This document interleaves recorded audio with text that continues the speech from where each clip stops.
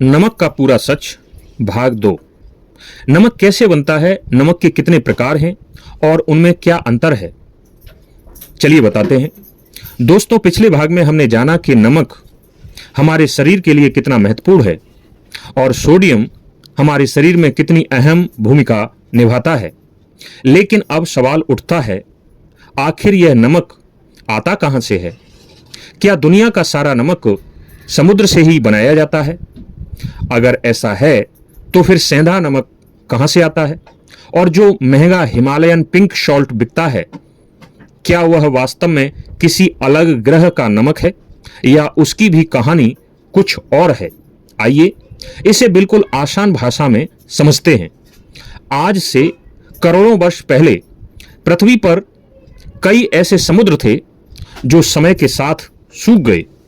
जब समुद्र का पानी धीरे धीरे सूखा तो उसमें घुले हुए खनिज नीचे जमते चले गए। लाखों वर्षों तक धरती की परतों के नीचे दबते दबते ये परतें चट्टानों का रूप ले गईं। आज इन्हीं चट्टानों से निकाला जाने वाला नमक रॉक साल्ट या सेंधा नमक कहलाता है। दूसरी ओर आज भी हमारे समुद्रों में पानी के साथ बड़ी मात्रा में नमक घुला हुआ है। जब समुद्र के पानी को बड़े बड़े उथले तालाबों में भरकर धूप में छोड़ा जाता है तो धीरे धीरे पानी भाप बनकर उड़ जाता है और पीछे नमक के क्रिस्टल बच जाते हैं। इसे समुद्री नमक या सी सॉल्ट कहा जाता है। लेकिन कुछ क्षेत्रों में जमीन के नीचे प्राकृतिक रूप से बहुत नमकीन पानी होता है। इसे बाहर निकालकर शुद्ध किया जाता है और फिर मशीनों की मदद से उससे नमक तैयार किया जाता है। इस प्रक्रिया से भी बड़ी मात्रा में खाने का नमक बनाया जाता है। यानी चाहे नमक समुद्र से आए या चट्टानों से निकले या भूमिगत नमकीन पानी से, उसका मुख्य घटक फिर भी सोडियम क्लोराइड ही होता है। अब एक और सवाल, अगर अधिकांश नमकों का मुख्य घटक एक ही है तो फिर बाजार में इतने अलग अलग नामों से नमक क्यों बेचे जाते हैं? आइए अब एक एक करके इन्हें समझते हैं। सबसे पहले बात करते हैं उस नमक की जो लगभग हर भारतीय रसोई में मिलता है। यह है साधारण आयोडीन युक्त सफेद नमक। इसे अक्सर समुद्री नमक या भूमिगत नमकीन पानी से तैयार किया जाता है। बाद में इसे साफ किया जाता है और इसमें आयोडीन मिलाया जाता है ताकि लोगों में आयोडीन की कमी न हो। यही नमक सबसे अधिक उपयोग में आता है। अब बात करते हैं समुद्री नमक की। समुद्री नमक सीधे समुद्र के पानी से बनाया जाता है। कई बार इसे कम प्रोसेस किया जाता है, इसलिए इसमें कुछ अन्य खनिजों की बहुत थोड़ी मात्रा बनी रह सकती है। लेकिन ध्यान रखिए, ये खनिज इतनी कम मात्रा में होते हैं कि केवल इन्हें पाने के लिए समुद्री नमक चुनना बहुत बड़ा स्वास्थ्य लाभ नहीं माना जाता। अतः अब आते हैं सेंधा नमक पर। सेंधा नमक जमीन के नीचे की चट्टानों से निकाला जाता है। भारत में व्रत के दौरान इसका उपयोग बहुत लोकप्रिय है। इसका स्वाद साधारण नमक से थोड़ा अलग हो सकता है और इसमें कुछ प्राकृतिक खनिज भी पाए जा सकते हैं।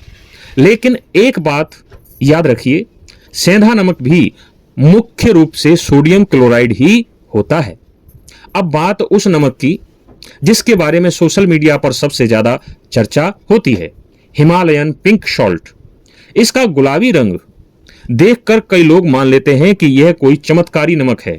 वास्तव में इसका गुलाबी रंग इसमें मौजूद आयरन जैसे कुछ खनिजों की बहुत कम मात्रा के कारण होता है।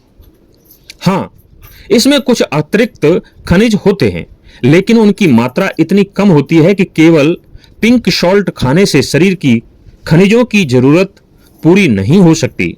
इसलिए इसे जादू या सुपरफूड कहना वैज्ञानिक रूप से सही नहीं होगा। अब बात करते हैं काले नमक की।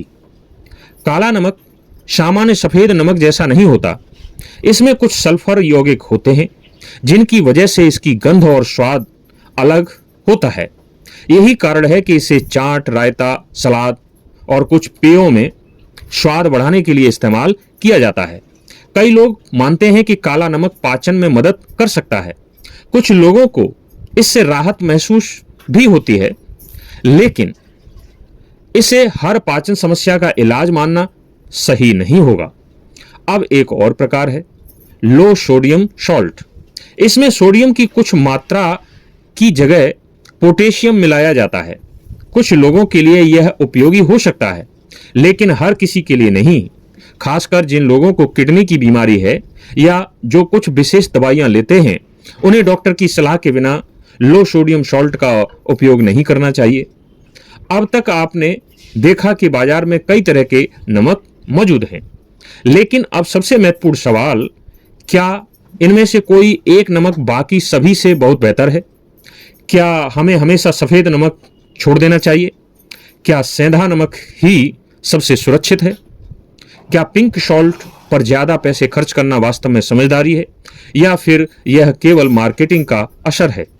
दोस्तों, इस सवाल का जवाब इतना आसान नहीं है, क्योंकि यहां केवल नमक का प्रकार ही नहीं, बल्कि आयोडीन, आपकी उम्र, आपकी स्वास्थ्य स्थिति और आपका पूरा खान पान भी महत्वपूर्ण भूमिका निभाते हैं।